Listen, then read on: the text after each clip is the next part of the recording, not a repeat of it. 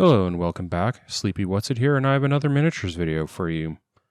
In today's video, I'll be doing a tutorial of painting the models from the Assault Intercessor and Paint Set that Games Workshop released as part of 9th edition Warhammer 40k.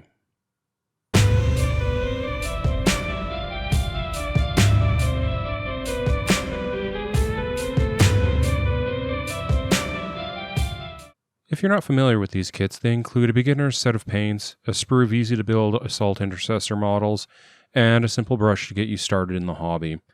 I've previously reviewed this kit as part of the pair that came out with 9th edition, so I'll put up a card right now to that review and a link down in the description. I'll also put a link to the specific kit that we're going to be using in the description so that you can get it if you don't already have it. I've previously made tutorials for the other older kits that GW has released. If you've watched those videos, there's going to be some duplication of content, but I've tried to focus on putting all of the new kit-specific stuff in this video, and then referencing out to those older videos for sections where I'd just basically be saying the exact same thing over. The reason I'm making this video is that this kit is very short on instructions, though it's a little bit better than the previous edition's kits for at least assembly, though the painting instructions are even worse. So I thought it'd be worthwhile to give people that are beginning in the hobby a walkthrough of how to complete the models using the provided paints. So why do I think I'm qualified to make this video, given that I'm not a competition level painter or a big name that you're probably super familiar with? Basically, I can remember what it was like getting started, so hopefully I'll be able to help you avoid some of the pitfalls that I hit when I started the hobby. Also, I consider myself to be basically a journeyman painter. I know which end of the brush to hold, and I can paint models I'm happy with putting on the table. So I'm not going to be trying to use all sorts of advanced techniques in this video. Honestly, we're going to be focusing on some very core basic techniques, and we'll just get you to a tabletop standard. So I'm not going to you're not going to win a golden demon with these models, but you should be happy to put these models on a game table after you're done.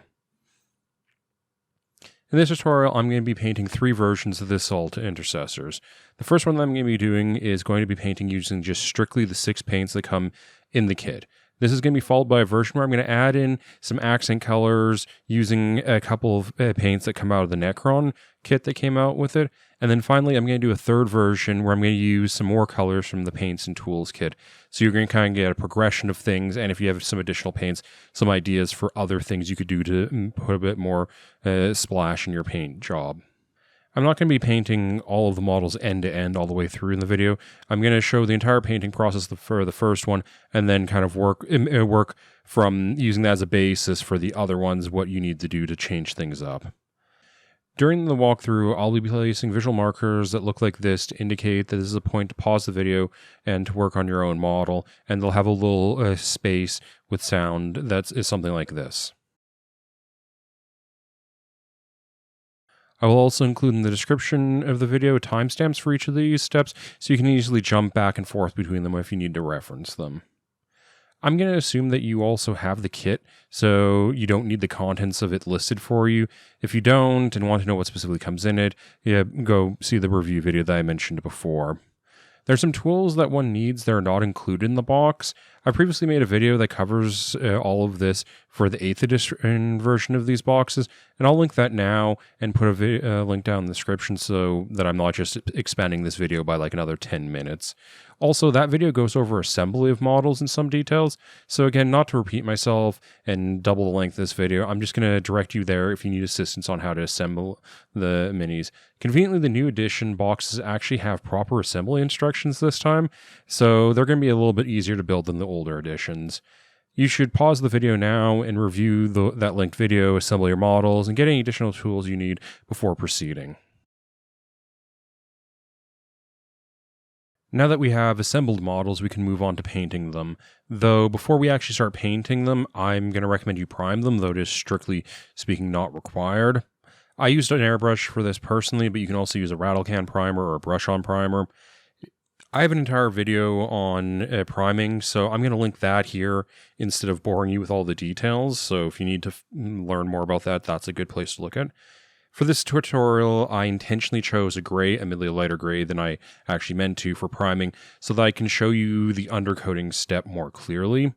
Though, since we're going to be undercoating these models black, if you have a black primer, I would probably use that instead so you can skip the base painting or undercoating everything using About in Black. You should probably pause the video now and make sure that your models are primed.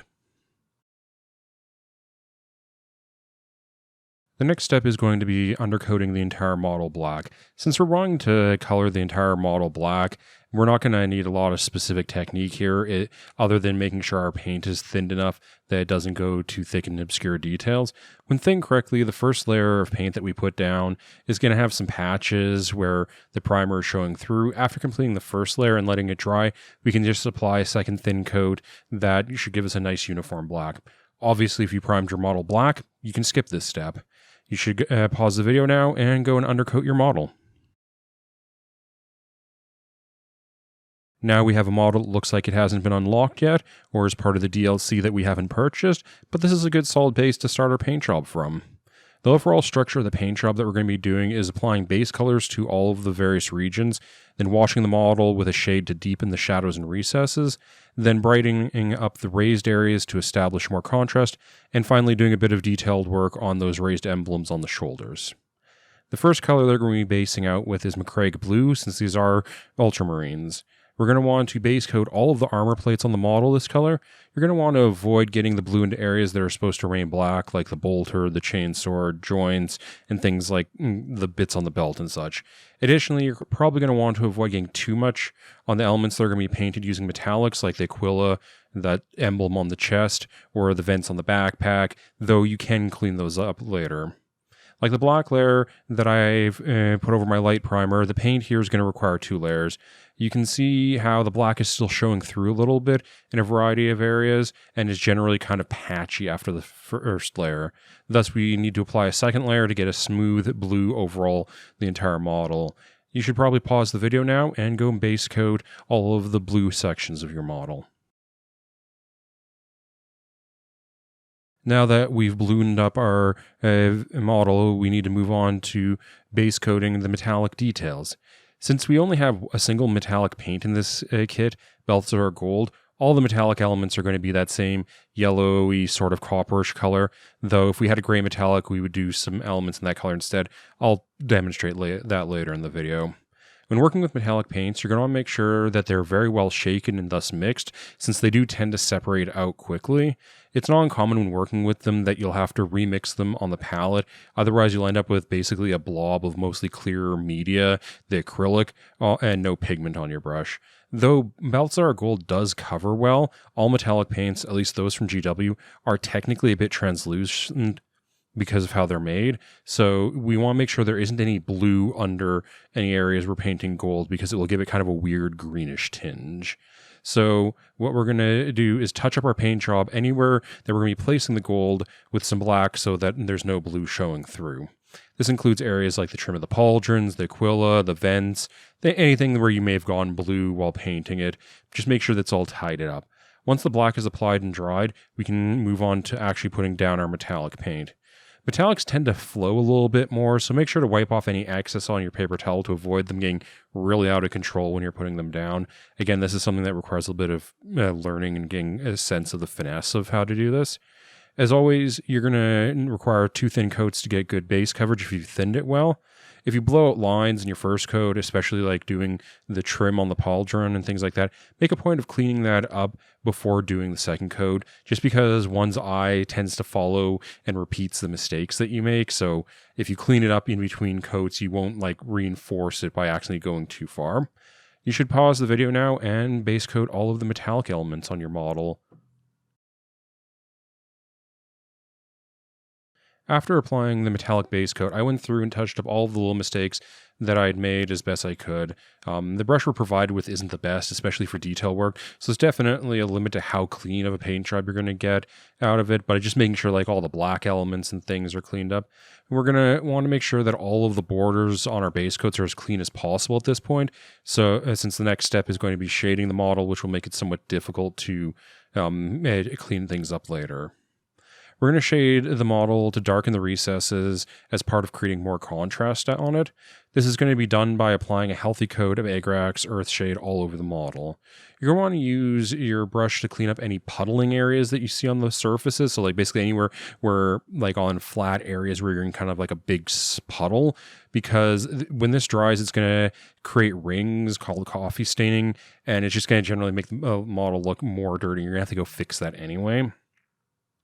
As you become more proficient and have a more precise brush to work with, the shading step can be done a little bit more precisely and with control so that you only target the areas that you want to darken as opposed to doing kind of this broad overall shading. But since we're working with a mediocre brush and this is our first model, we're just going to do the general shade.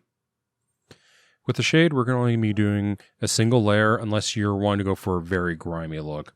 Also, we're going to want to let it fully dry before proceeding with more painting. This is going to be something like 15 minutes or more, depending on how humid and warm and such it is where you are.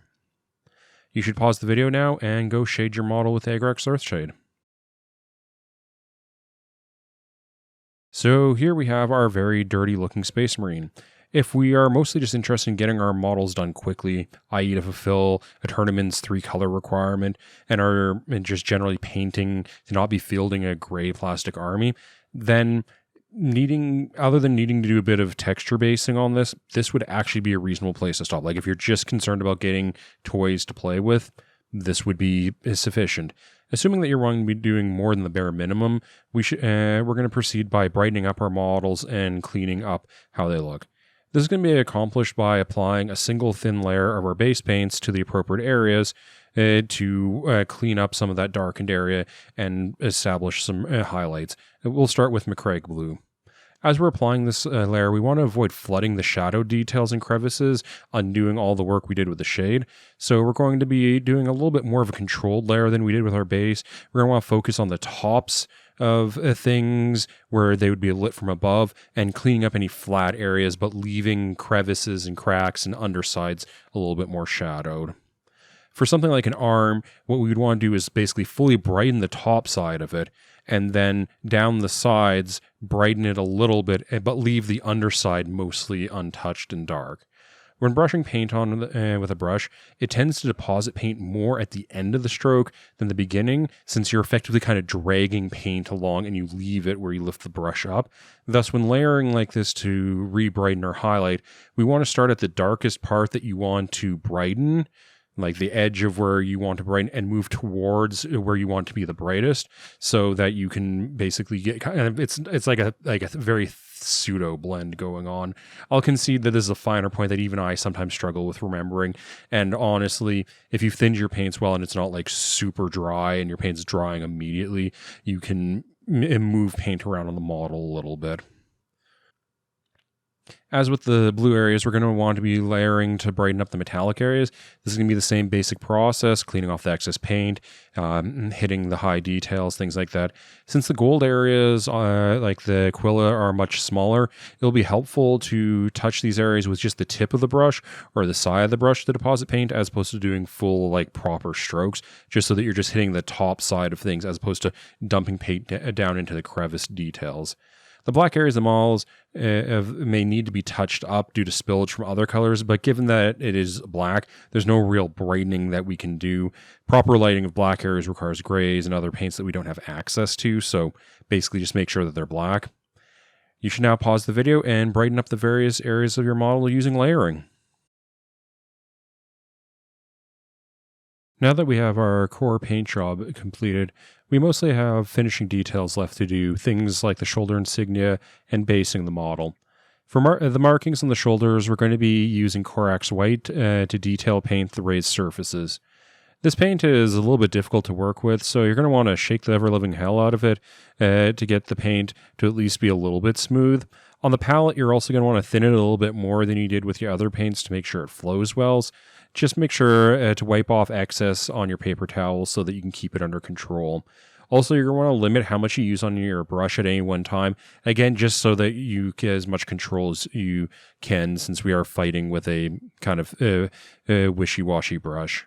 For actually applying it to the model, I recommend using the side of the brush to start, going down the center of the raised area as the initial stroke, and then widening that out using the tip of the brush to move the white more and more to the edge of the raised area.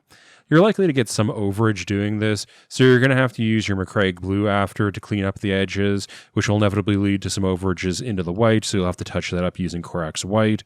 Depending on how steady your hands are, you may have to do this multiple times going back and forth like this, but you should be getting progressively less paint that needs to be corrected each time.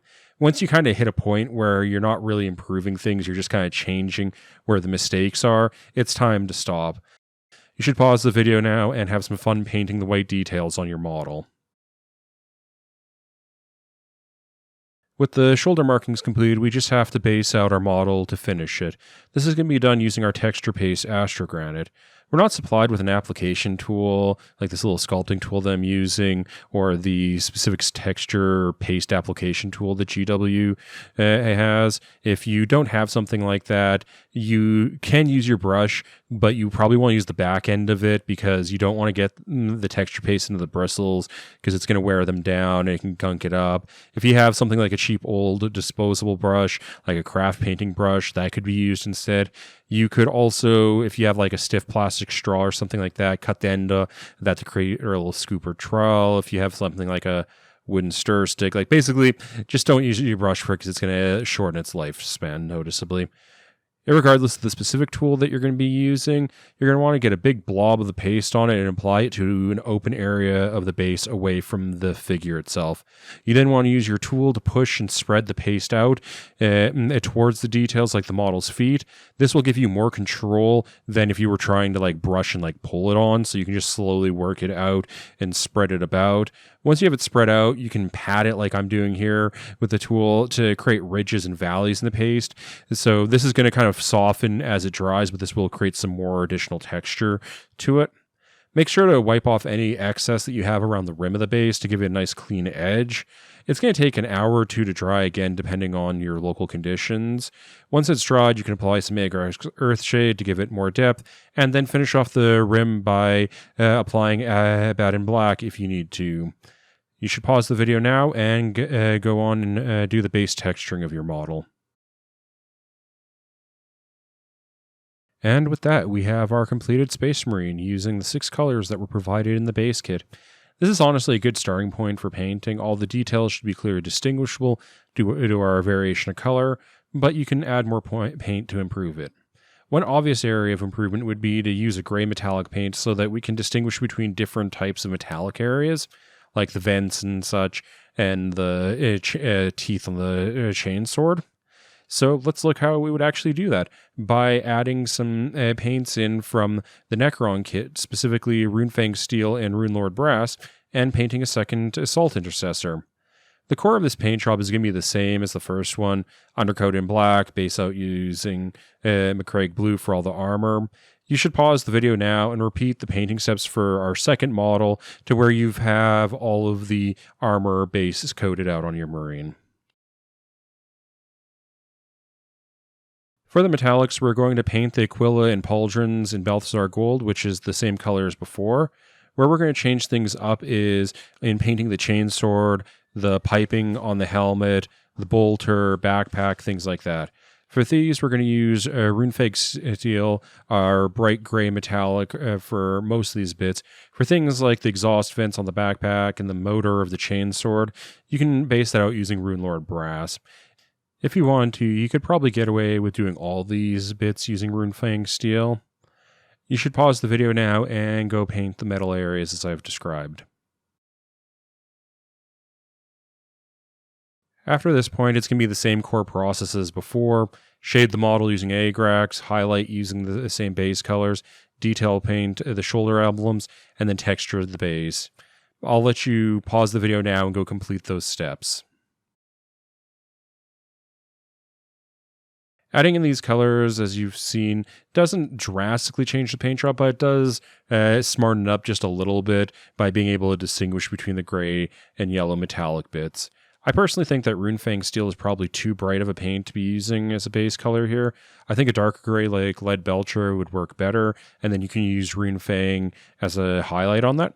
Conveniently, the paints and tool set contains lead belcher, so we're going to paint our third Space Marine using paints from it.